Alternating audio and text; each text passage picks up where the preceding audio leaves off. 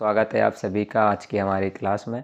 जैसे हम पहले अध्ययन कर रहे थे भारत का भौतिक भूगोल, आज एक हमने नई श्रृंखला की शुरुआत किया है, नई श्रृंखला का सूत्रपात किया है, जिसकी जो क्लास रहेगी हमारी वो भौतिक भूगोल की रहेगी, जहां हम जानेंगे पृथ्वी के बारे में, यूनिवर्स के बारे में, अंतरिक्ष के विषय में पढ़ेंगे। पृथ्वी का निर्माण कैसे हुआ, ग्रहों की संरचना कैसे हुई, कैसे ये सारा सिस्टम काम करता है, बादल क्या होते हैं, मतलब बादल कितने प्रकार के होते हैं, ये सारी चीज़ों को हम इस वाली सीरीज में, भौतिक भूगोल की सीरीज में अध्ययन करेंगे। जैसे कि आज का हमारा जो टॉपिक है, आज का हमारा जो विषय है, उसमें हम पढ़ेंगे अंतरिक्ष और उसके मतलब अंतरिक्ष और वहाँ का स्पेस, ये सारी चीज़ों के बारे में आज की क्लास में हम अध्ययन करेंगे। तो शुरुआत करते हैं। आ जाइए, बोर्ड पे आ जाते हैं।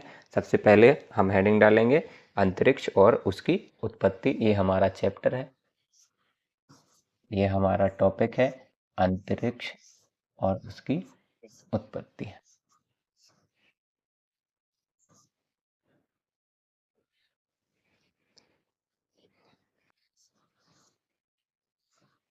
अंतरिक्ष और इसकी उत्पत्ति, ये हमारा आज का जो है वो टॉपिक रहने वाला है, जो विषय रहने वाला है। आज हम इसी के बारे में अध्ययन करेंगे, क्या होता है अंतरिक्ष और कैसे इस अंतरिक्ष की उत्पत्ति हुई, इसी के बारे में हम जानेंगे। जैसे कि आप लोगों ने एक वर्ड सुना होगा, भूगोल। भूगोल क्या होता है? जिसे जियोग्राफी कहते हैं। जियोग्राफी का मतलब होता है, जियो का मतलब होता है पृथ्वी और स्टडी का मतलब होता है अध्ययन। तो जियोग्राफी का पूरा मतलब होता है कि पृथ्वी का अध्ययन। और पृथ्वी का अध्ययन, पृथ्वी के अध्ययन में मुख्यतः अपन क्या करते हैं, जैसे यहाँ लिख लिया हमने पृथ्वी। पृथ्वी का जो अध्ययन करते हैं उसमें अपन मुख्यतः क्या करते हैं, तो पृथ्वी की सतह का अध्ययन करते हैं। इसमें क्या बोलते हैं, पृथ्वी की सतह का, सॉरी पृथ्वी नहीं, यहाँ भूगोल लिखेंगे, भूगोल में अध्ययन करते हैं। एक मिनट, भूगोल में हम किस चीज का अध्ययन करते हैं? पृथ्वी की सतह का अध्ययन करते हैं। पृथ्वी की सतह का अध्ययन, पृथ्वी की सतह का अध्ययन करना ही क्या कहलाता है? भूगोल, जिसे जियोग्राफी कहते हैं। जियो का मतलब, जैसे कि जियोग्राफी जिसे आप नाम से जानते हैं, उसमें जियो का मतलब होता है पृथ्वी, जियो का मतलब है पृथ्वी, और ग्राफी का मतलब होता है, ग्राफी का मतलब होता है अध्ययन। ग्राफी का मतलब होता है अध्ययन। तो भूगोल के अंतर्गत हम पृथ्वी का अध्ययन करते हैं। भूगोल के अंतर्गत क्या करते हैं हम? पृथ्वी का अध्ययन करते हैं। तो आज हम देखेंगे, जैसे कि मान लेते हैं, जैसे कि आज हम पढ़ेंगे पृथ्वी की सतह। तो ऐसे सतह देख लेंगे। सतह में क्या होगा, ये सतह दो प्रकार की होती है, या सतह को दो उसमें बांटा जा सकता है। जैसे कि प्राकृतिक सतह, इसके बारे में देख रहे हैं। सतह को दो प्रकार से वर्गीकृत करते हैं, या दो तरह की सतह हैं। जैसे कि एक तो है प्राकृतिक, एक क्या है? प्राकृतिक। प्राकृतिक सतह है जो प्रकृति द्वारा पृथ्वी की जो सतह है, पृथ्वी के जो भाग है वो बना हुआ है। और दूसरा है मानव निर्मित। मानव निर्मित क्या है? मानव ने प्राकृतिक जो सतह है उसको बदल के और मानव के निर्माण किए हैं। जैसे कि मानव के निर्माण क्या होते हैं, जैसे हम लोगों ने, मानव ने बांध बनाया है, वनस्पति लगाई है, और बहुत सारे ऐसे कार्य किए हैं। हमने जो प्राकृतिक पृथ्वी थी, जो पृथ्वी की प्राकृतिक सतह थी, उसको रूपांतरण करके मानव बांध बनाए हैं पानी रोकने के लिए, और बहुत सारे ऐसे कार्य किए हैं, पृथ्वी को परिवर्तित किया है। प्राकृतिक में क्या आता है, जैसे कि प्राकृतिक में स्थल जो जमीन है, जो भूमि है, ये प्रकृति से प्राप्त हुई है। जमीन हम लोगों ने या मानव ने नहीं बनाई है। उसके बाद आता है जैसे कि जल जो है वो मानव नहीं बना रहा है, ये प्रकृति द्वारा प्रदत्त है। उसके बाद आता है वायु। वायु का निर्माण भी हम लोगों ने लैब में नहीं किया है, ये प्रकृति द्वारा प्राप्त है। हम लोगों ने इसे नहीं बनाया है, मानव ने इसका निर्माण नहीं किया है, लेकिन मानव इसके लिए रूपांतरित करेगा, मानव अपने हिसाब से इसको ढालेगा। जैसे कि और है जैव, और क्या है अगला? जैव है। मानव इसको क्या करेगा? रूपांतरित करेगा। मानव इसको रूपांतरित करेगा या प्रभावित करेगा? मानव इसको रूपांतरित करेगा और रूपांतरित करके क्या कर देगा? नगरीकरण करेगा अपना, नगरीकरण करेगा सुव्यवस्थित तरीके से रहने के लिए। यहाँ की सतह का, यहाँ के क्षेत्रों का जो चित्र है उनका नगरीकरण करेगा। रहने की और जो मानव के लिए जो सुविधाएं होती हैं उस सुविधाओं को बढ़ाएगा, नगरों में परिवर्तित करेगा और अपनी आवश्यकताओं के लिए बांध वगैरह भी बनाएगा, बांध वगैरह भी बनाएगा। तो ये सारी चीज़ें भी मानव अपनी सुविधाओं के लिए करेगा। तो सभी चीज़ों का अपन ने अध्ययन कर लिया है। अब आगे बढ़ जाते हैं। जैसा कि हमने आज की हमारी क्लास का टॉपिक क्या है? अंतरिक्ष और उसकी उत्पत्ति। तो आ जाते हैं, अंतरिक्ष की परिभाषा देख लेते हैं। पहले हमने देखा जियोग्राफी जो है वो जियोग्राफी किसे बोलते हैं, भूगोल क्या है? तो भूगोल का मतलब होता है पृथ्वी की सतह का अध्ययन या पृथ्वी का जो अध्ययन है वो कहलाता है भूगोल। और भूगोल में जो जियोग्राफी शब्द है, जो अंग्रेजी का जियोग्राफी शब्द है, उसके जियो का मतलब होता है पृथ्वी और ग्राफी का मतलब होता है अध्ययन। तो पृथ्वी का अध्ययन ही जियोग्राफी कहलाता है, जिसे हिंदी में भूगोल कहते हैं। भूगोल के उससे जानते हैं। तो सबसे पहले देख लेते हैं अंतरिक्ष क्या होता है। आज का हमारा टॉपिक ही अंतरिक्ष है। तो अंतरिक्ष के बारे में तो हेडिंग डालते हैं अंतरिक्ष, हेडिंग डालते हैं अंतरिक्ष, अंतरिक्ष हेडिंग डाल लेते हैं। अंतरिक्ष क्या कहलाता है? अंतरिक्ष तो पृथ्वी के क्षेत्र को छोड़कर, पृथ्वी का जो वायुमंडल है, पृथ्वी के वायुमंडल वाले क्षेत्र को छोड़कर अन्य जो भी तुम्हें इस स्पेस में या मतलब जो भी तुम्हें वस्तुएं दिखाई देती हैं आसमान में, वो क्या कहलाता है? वो अंतरिक्ष कहलाता है। पृथ्वी का जैवमंडल छोड़ के इसमें लिख लेंगे डेफिनेशन में, पृथ्वी का जैवमंडल छोड़ के, जैवमंडल के अलावा अन्य सभी, सभी में क्या क्या आएगा? सभी में जैसे तारे, तारे, ग्रह, अन्य सभी, अन्य सभी अंतरिक्ष पिंड, अन्य सभी अंतरिक्ष पिंड ये किसके अंतर्गत आते हैं? इस सभी को और इसमें और जोड़ देंगे और अंतरिक्ष में खाली पूरा आसमान और पूरी खाली अंतरिक्ष में पूरी खाली जगह, ये किसके अंतर्गत आती है? इसे हम कहते हैं स्पेस यानी कि इसे कहते हैं अंतरिक्ष।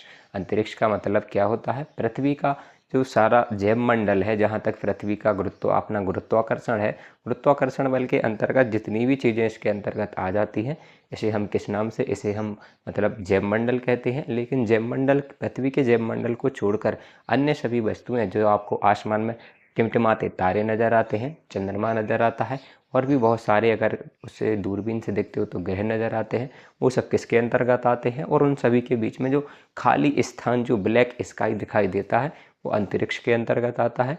और उसके बाद हमने दूसरा पढ़ा था इसकी उत्पत्ति। तो अंतरिक्ष की उत्पत्ति कैसे हुई, आज हमारा यही विषय है, आज का हमारा यही टॉपिक है। तो हम इसमें और आगे बढ़ते हैं और आगे इन चीज़ों का अध्ययन करते हैं। तो हम आ जाते हैं, सबसे पहले इसको हम मिटा दें, उसके बाद आगे बढ़ते हैं। इसको मिटा देते हैं और इसको ऊपर वाले को भी मिटा देते हैं। अब इसकी हमें ज़रूरत नहीं है। पता चल गया है कि आज हम पढ़ने वाले हैं अंतरिक्ष और इसकी उत्पत्ति। तो सबसे पहले दो खगोलविद आते हैं, इनका नाम है कांट और लैपलेस। क्या नाम है? कांट और एवं एक और आते हैं कांट और लैपलेस आते हैं। ये दो खगोलविद या दो वैज्ञानिक आते हैं। इन लोगों ने क्या दिया? इन लोगों ने एक सिद्धांत दिया, एक हाइपोथेसिस दी, एक परिकल्पना दी। परिकल्पना का क्या मतलब होता है? मतलब इन्होंने अपना विचार दिया किसके बारे में? कि शायद ब्रह्मांड का जो है, जो सारा जो ब्रह्मांड है उसका निर्माण इस प्रकार हुआ होगा। वैज्ञानिक हैं तो इन्हें अपनी मतलब वो हाइपोथेसिस दी है, परिकल्पना की है कि शायद ब्रह्मांड का विकास इस प्रकार हुआ होगा। तो इनने कौन सी परिकल्पना दी? तो इनने दिया द्वितारक सिद्धांत। इनने क्या दिया? द्वितारक सिद्धांत। इनने द्वितारक सिद्धांत दिया।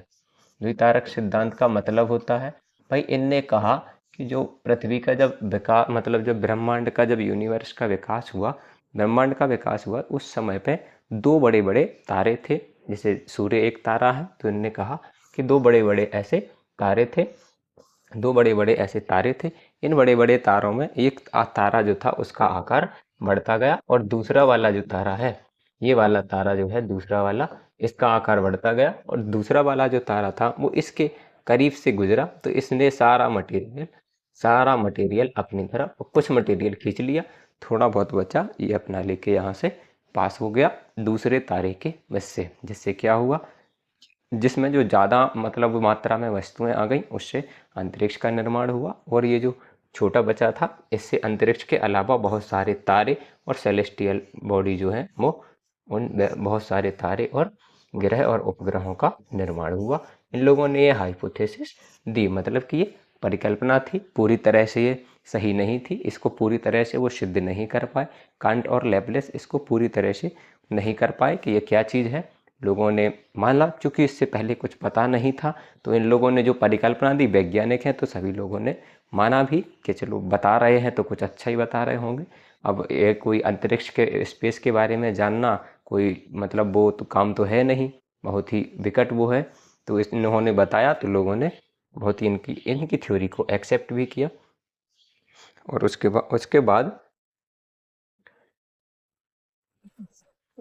इसके बाद आपने एक नाम सुना होगा, एडवर्ड हबल। अगर आपने नाम सुना हो, Edward Edward Hubble Edward Hubble Hubble हाँ, अगर आपको ध्यान हो तो इनने आविष्कार किया था, इनने निर्माण किया था दूरबीन का। किसका निर्माण किया था? दूरबीन का। इनने दूरबीन का निर्माण किया था। दूरबीन क्या है? दूरबीन ऐसी वस्तु है, दूरबीन ऐसी मशीन है, ऐसी वस्तु है जिससे दूर की चीज़ों को देखा जाता है। तो हब्बल, जो एडवर्ड हब्बल थे, इनने दूरबीन का आविष्कार किया, और इनने देखा यूनिवर्स में, इनने दूरबीन से आकाश की तरफ देखा तो इन्हें क्या दिखाई दिया? अनंत खाली स्पेस, जैसे अपन क्या कहते हैं, ब्रह्मांड। क्या कहते हैं जैसे ब्रह्मांड, इन्हें ब्रह्मांड दिखाई दिया। उसके उसके उस पे इन्हें क्या दिखाई दिया? तो इन्हें चांद दिखाई पड़ा। इन्हें चांद दिखाई पड़ा इस दूरबीन से, तारे दिखाई पड़े, तारे दिखाई पड़े, ग्रह, पिंड आदि वस्तुएं इन्हें अंतरिक्ष में दिखाई दी टेलीस्कोप की मदद से। ये किसकी मदद से दिखाई दी? इन्हें दूरबीन की मदद से ये सारी चीज़ें इन्हें दिखाई दी। उसके बाद इन्होंने थ्योरी दी कि जैसा कि मतलब ये सारा ब्रह्मांड आसपास, इन्होंने उसके बाद इन्हें उससे देखा तो इन्हें गैलेक्सियाँ दिखाई दी। गैलेक्सियाँ क्या होती हैं? गैलेक्सीज का मतलब होता है बहुत सारे अनगिनत तारों का समूह, गैलेक्सी कहलाता है। जैसे हम आगे पेज पे बढ़ जाते हैं, इन्हें दूरबीन से ये सारा ब्रह्मांड, हब्बल जो थे, एडवर्ड हबल, इन्हें दूरबीन से देखा। इन्हें क्या पड़ा? इन्हें बहुत सारे तारों का, इन्हें बहुत सारे तारों का, यहाँ बना देते हैं, यहाँ बहुत सारे तारों का गुच्छा दिखाई दिया। इन्हें बहुत सारे तारों का इन्हें गुच्छा दिखाई दिया, जैसे अपन क्या बोलते हैं, बहुत सारे तारों का गुच्छा दिखाई दिया, जैसे अपन लोग कहते हैं गैलेक्सी, यानी कि आकाश गंगा। क्या कहते हैं? जिसे हम आकाश गंगा के नाम से जानते हैं। आकाश गंगा क्या है? तो आकाश गंगा करोड़ों तारों का समूह है।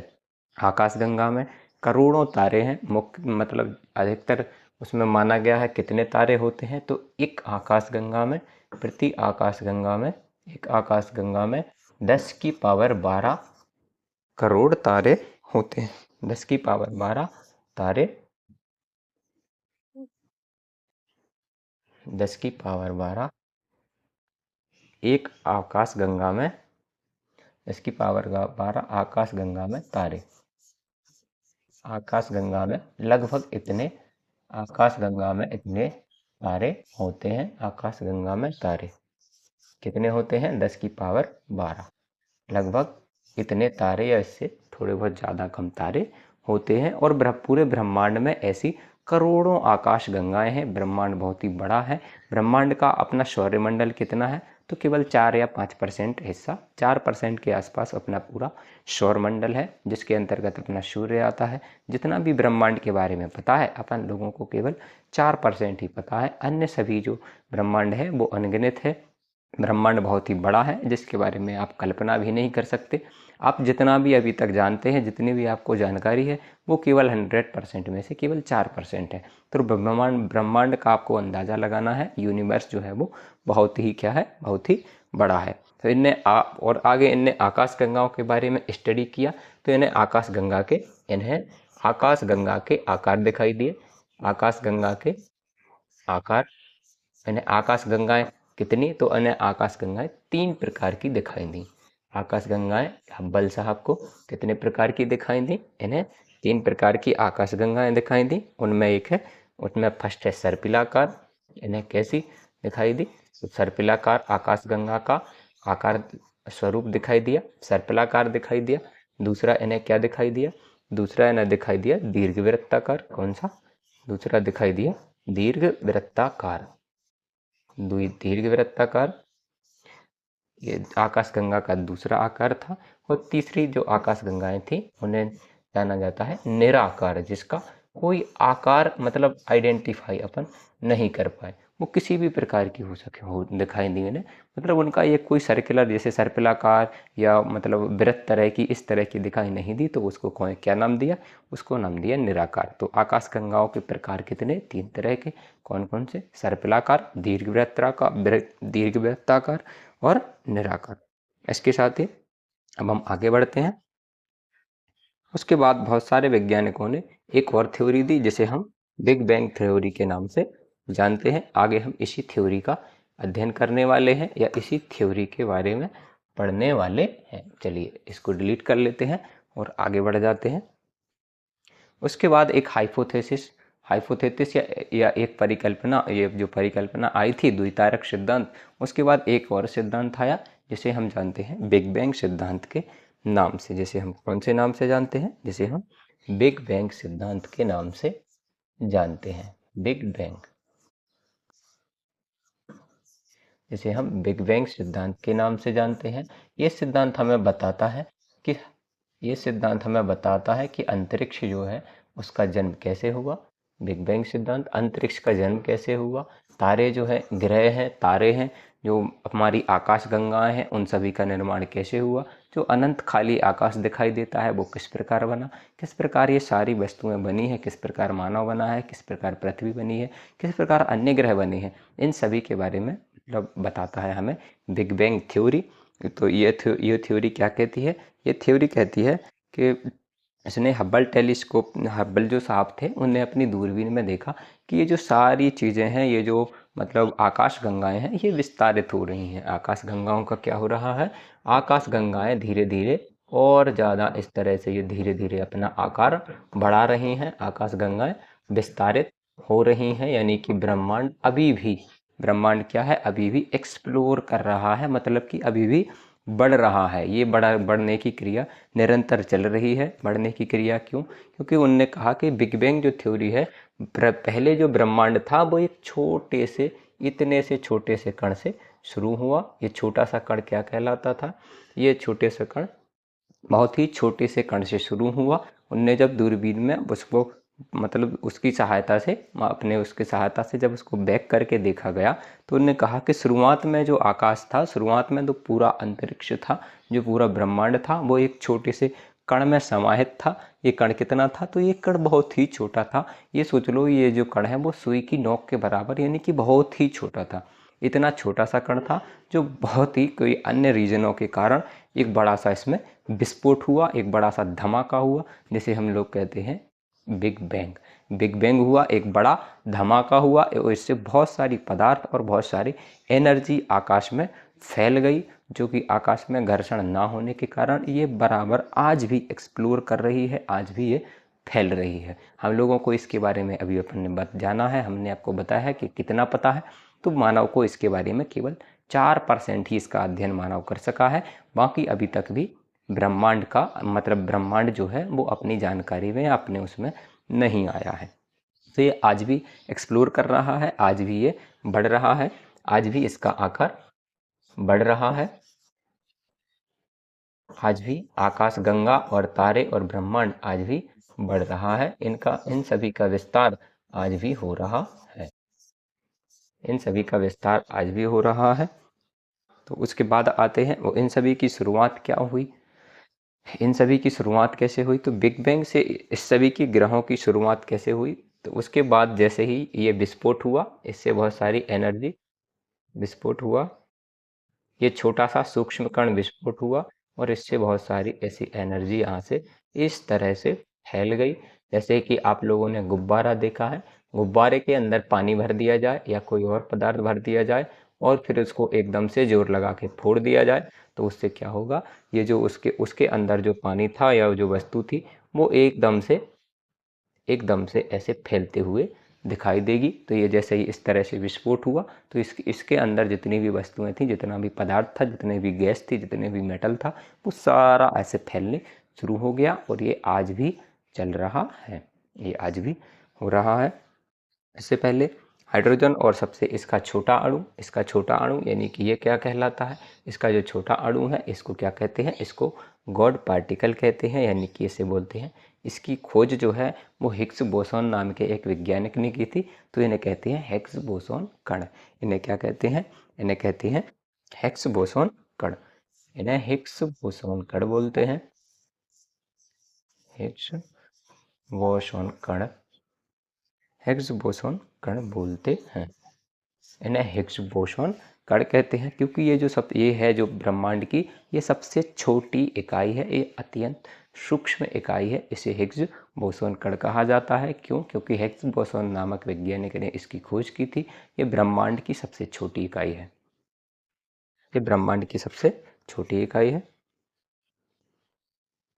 तो पहले हमने जाना जियोग्राफी पृथ्वी के क्या है, उसके बाद हमने अध्ययन किया, उसके बाद हमने द्वितारक सिद्धांत के बारे में जाना और उसके बाद हमने जाना अंतरिक्ष क्या कहलाता है और उसके बाद निर्माण हुआ ब्रह्मांड का। ब्रह्मांड क्या है, ब्रह्मांड के अंतर्गत सारी वस्तुएं, सारी चीज़ें आ जाती हैं, जिसके अंतर्गत अपना सौरमंडल, सभी आकाशगंगाएं जैसे कि 3 प्रकार की आकाशगंगाएं हैं। तो सारी आकाशगंगाएं, जितना भी आपको खाली स्पेस, खाली स्थान दिखाई देता है, वो सब किसके अंतर्गत आ जाता है, वो सब ब्रह्मांड के अंतर्गत आता है। ये सारी चीज़ें ही ब्रह्मांड कहलाती हैं, इन्हीं को ब्रह्मांड बोलते हैं। ब्रह्मांड आज भी एक्सप्लोर कर रहा है, आज भी बढ़ रहा है, इसका विस्तार निरंतर होता जा रहा है, ब्रह्मांड आज भी बढ़ता जा रहा है। ये कैसे पता चलता है, तो ये बाद में ये वैज्ञानिकों ने पता चलाया है दूरबीनों से देख के कि पहले कुछ समय पहले जो चीज़ यहाँ थी वो कुछ टाइम बाद थोड़ी और आगे चली गई है। तो उनने ये वाली जो चीज़ है वो थोड़ी देर बाद देखा गया तो ये पता चला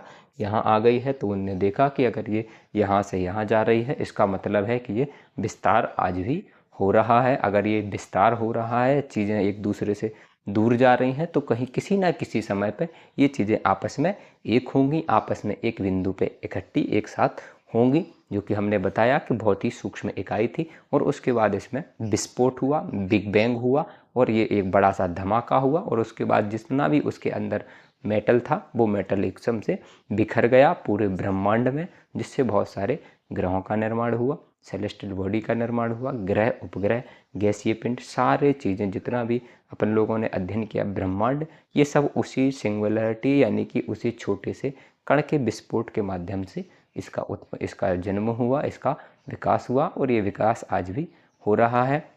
आई होप आप लोगों को ये क्लास अच्छी लगी होगी। आपको कैसी लगी ये क्लास कमेंट बॉक्स में हमें ज़रूर बताएं। वीडियो देखने के लिए आप सभी का धन्यवाद। जय हिंद।